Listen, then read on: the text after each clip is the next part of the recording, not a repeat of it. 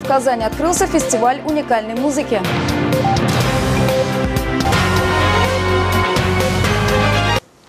Израильский рок, напевы балканско-македонских романтиков и наследие Оскара Питерсона будут представлены на втором международном фестивале еврейской музыки, который открылся сегодня в Казани. И помимо клезмерской музыки и джаза будут открыты инструментальные ритмы, пройдут мастер-классы по обучению языку и гастрономии.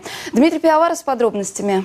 Некоторые участники фестиваля на саундчеке отметили, что подобных смотров музыкальной культуры в России становится все меньше и меньше. Поэтому Казань по-прежнему остается самой притягательной интернациональной моделью творчества.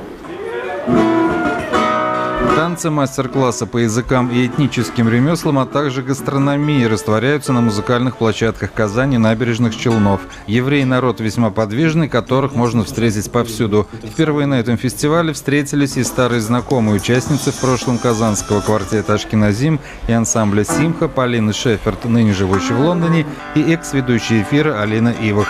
Дамы, которые, разумеется, поют. В прошлом году, я так понимаю, вообще таких чистых клезмеров мало было, да? То есть в этом году они чуть-чуть появились. Я думаю, что фестиваль еврейской музыки может ждать замечательное открытие. Кто-нибудь сыграет традиционную еврейскую музыку.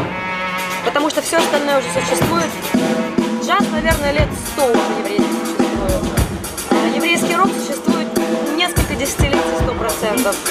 Вот. А наша балканская еврейская музыка, то, что мы сейчас играем, существует, наверное, лет 20. Дмитрий Пиаваров, Владимир Ладушкин, телеканал «Эфир».